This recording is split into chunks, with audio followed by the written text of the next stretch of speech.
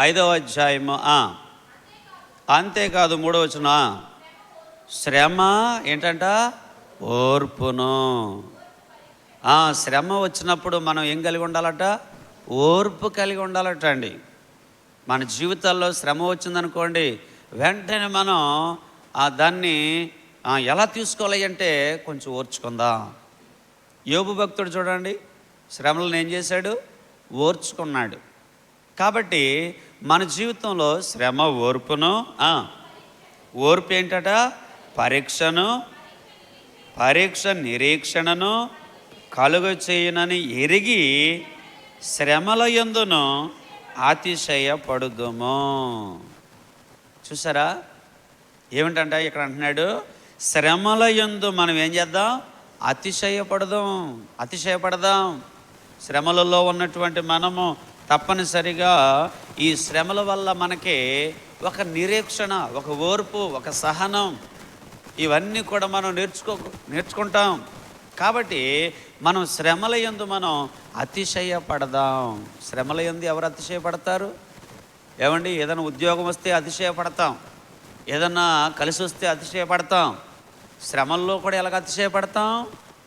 ఏమండి, కానీ దేవుని యొక్క వాక్యం చెబుతుంది, శ్రమల యందు కూడా మనం ఏం చేయాలట? అతిశయపడాలి. అలా ఎన్ని రోజులు మరి అతిశయం, ఎన్ని రోజులు ఈ ఓర్పు, ఎన్ని సంవత్సరాలు ఈ ఓర్పు అంటే అక్కడ వాక్యంలో స్పష్టంగా మనం చదివేందాక దానియేలు గ్రంథము 12వ అధ్యాయం 12వ వచనంలో 1335 దినములు. అవునా? అంటే సుమారుగా 5 సంవత్సరాలు వరుసగా ఓర్చుకోవడం అనేది చేయాలట మనం. 5 సంవత్సరాలండి, ఒక వారం, ఒక సంవత్సరం కాదు. 5 సంవత్సరాలు ఒకే నింద విషయంలో, ఒకే శ్రమ విషయంలో, ఒకే అవమానం విషయంలో మనము అంత ఓపిక కలిగి ఉండాలట. సంఘంలో కానీ, కుటుంబంలో కానీ, మన బ్రతుకులో కానీ. చాలామంది సంసారాలు ఎందుకు పోతాయి చెప్పండి? ఏమి లేక? ఓర్మి లేక. అలాగే చాలామంది విశ్వాసులు సంఘాలను ఎందుకు మార్చేస్తారు చెప్పండి? వాళ్ళలో కూడా ఏమి లేక? ఓర్మి లేక. ఓర్మి ఉంటే ప్రభు వైపు చూస్తాం, ఆయనే నన్ను కనికరిస్తాడు, నన్ను బలపరుస్తాడు. తప్పనిసరిగా నేను ఎక్కడైతే మోకాలు వేశానో ఆ వేసినటువంటి చోటే నాకు జవాబు ఇస్తాడు. ఓర్మి లేకపోతే, నిలకడ లేకపోతే, లేదంటే మనం భరించడం అనే విషయంలో ఒక క్లారిటీ లేకపోతే కనుక పోగొట్టుకుంటాం విశ్వాస జీవితాన్ని, సంసార జీవితాన్ని పోగొట్టుకుంటాం, విశ్వాస జీవితాన్ని కూడా పోగొట్టుకుంటాం. అందుకే అవన్నీ పోగొట్టుకోకుండా మనం ఓర్మి కలిగి ఉండాలి. ఓర్మి కలిగి ఉంటే ఏం జరుగుద్దట? తర్వాత వచనంలో ఎందుకనగా ఇక్కడ దానియేలు గ్రంథంలో నీవు అంత్యము వరకు నిలకడగా ఉండిన ఎడల విశ్రాంతి నుండి కాలాంతమందు నీ వంతులో నీవు ప్రవేశిస్తావు. 1335 దినములే కాదు, అంతము వరకు నీవు నిలకడగా ఉండిన ఎడల దేవుడు నీకు ఒక వంతు అనేది ఏర్పాటు చేస్తాడు. మనకు ఒక వంతు ఉంటుందట అండి. అంటే మన విశ్వాస జీవితానికి ఒక నెంబర్ ఇస్తాడనమాట. చూడండి, బ్యాంక్కి వెళితే కనుక ఒక టోకెన్ ఇస్తాడు. 45 అన్నాడు అనుకో, 23 వచ్చిన తర్వాత సార్ నాది వచ్చిందంటే కనుక ఎత్తాడా? ఏమంటాడు? నీ టోకెన్ నెంబర్ ఎంత అని అడుగుతాడు. 45 అండి. 45 అంటే 25 ఉంది, ఇక్కడ ఇంకా 20 మంది ఉన్నారు, ఆగండి అంటాడు. అంటే మనకేమి ఇచ్చాడనమాట? ఒక వంతు ఇచ్చాడు. ఆ టోకెన్ అనేది తీసుకున్న వాళ్ళ వరకే. ఆ టోకెన్లు ఎవరైతే కనుక కలిగి ఉంటారో వాళ్ళకే వంతులో ఉంటారో, ఆ వంతు కలిగి ఉన్న వాళ్ళే పరలోక రాజ్యానికి వెళ్తారు. కాబట్టి ప్రభు దగ్గర మనకేం కావాలట? వంతు కావాలంటే, కాలాంతమందు మనం వంతులో ప్రవేశించాలంటే మనము భూమి మీద అంతం వరకు ఏం చేయాలట? నిలిచి ఉండాలి. జారిపోవడం కాదు. చివరి వరకు ఎలా ఉండాలట? ఏ విశ్వాసములో మనము దేవుని దగ్గరికి వచ్చామో, ఏ బండ నుండి మనం చెక్కబడ్డామో, ఏ గుంట నుండి మనం త్రవబడ్డామో, అదే విశ్వాస జీవితంలో ముందు కొనసాగిపోవాలి.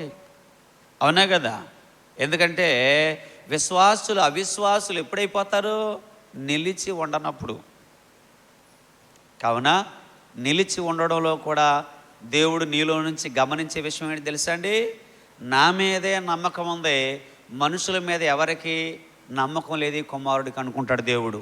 నువ్వు అటు ఇటు వెళ్ళిపోతావు అనుకో, నా మీద నమ్మకం లేదు, ఎవరి మీద ఉంది? మనుషుల మీదే ఉంది. అవునా? అలాగే వీళ్ళ మాట ఆళ్ళమాటని సంసార జీవితాన్ని కోల్పోయావనుకోండి, అప్పుడు భర్త కూడా ఏమనిపిస్తుంది? వాళ్ళు చెప్పినట్లుగానే ఉంటుంది నా భార్య, వాళ్ళ అమ్మ చెప్పినట్టే చేస్తుంది, వాళ్ళ నాన్న చెప్పినట్టు చేస్తుంది అని అనుకుంటాడు. అదో రకమైన అపోహకు గురవుతాడు భర్త కూడా.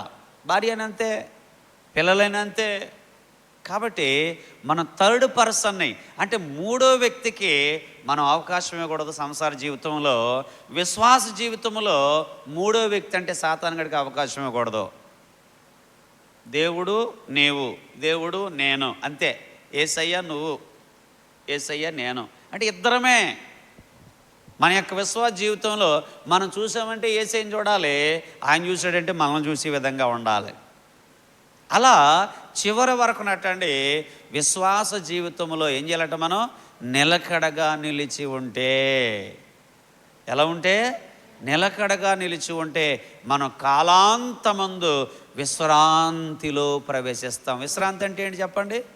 విశ్రాంతి అంటే ఏంటి ఏమ్మా? విశ్రాంతి అంటే ఎక్కడికి వెళ్ళడం? పరలోక రాజ్యానికి. ఈ భక్తి ఏం చేయడానికి చెప్పండి? పరలోక రాజ్యం వెళ్ళడానికి. పరలోక రాజ్యం వెళ్ళాలి అని నువ్వు ఆశపడితే అంతం వరకు ఎలా ఉండాలి? నువ్వు నిలకడగా ఉండాలి. నిలకడగా ఉండాలంటే మనలో కొంచెం ఏముండాలి? ఓర్పు ఉండాలి, కొంచెం కనిపెట్టాలి. కొంతమందికి టెంపర్ ఉంటుంది అనమాట. టెంపర్ అంటే అర్థం ఏంటి? ఇంగ్లీష్లో టెంపర్ అనే మాటకి తెలుగులో అర్థం ఏంటి? ఓర్చుకోలేకపోవడం. వాళ్ళకి ఏముండదు?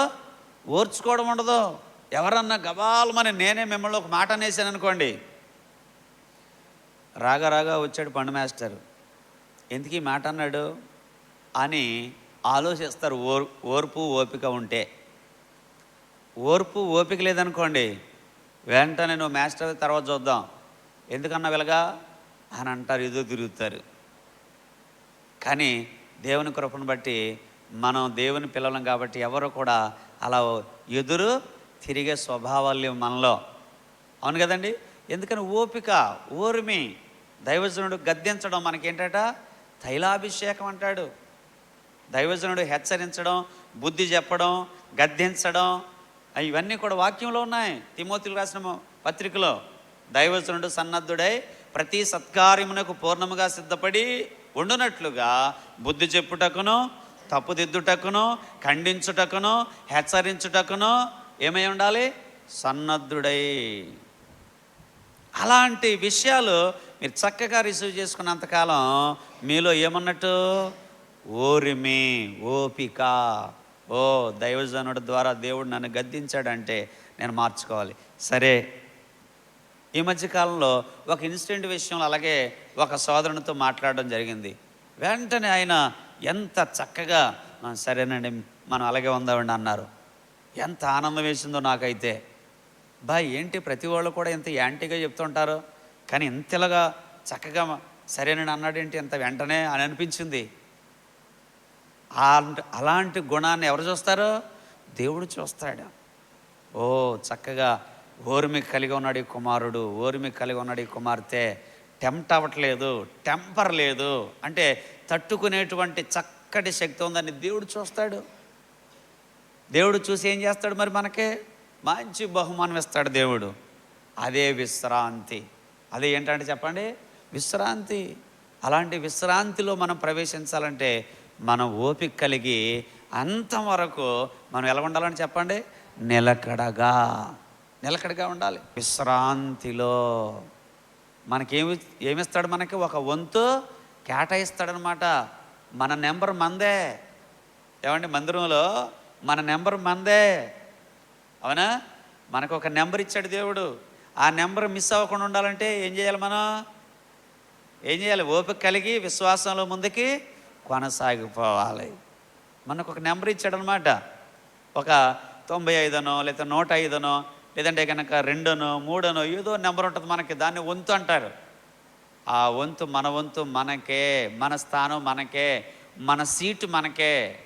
ఎక్కడైనా ప్రయాణం చేయాలనుకోండి, మనం రిజర్వేషన్ చేసుకుంటాం. ఒక సీట్ నెంబర్ ఇస్తాడు కదా, ఆ నెంబరు మనం ఆలస్యంగా వెళ్ళినా ఆ నెంబర్ ఖాళీగా, ఆ సీటు ఖాళీగానే ఉంటుంది. ఎవరైనా కూర్చుంటారా? ఒకళ్ళు ఎవరైనా కూర్చున్నా సరే మనం వచ్చేసరికి వాళ్ళు ఏమవుతారు? లేచి నిలబడతారు.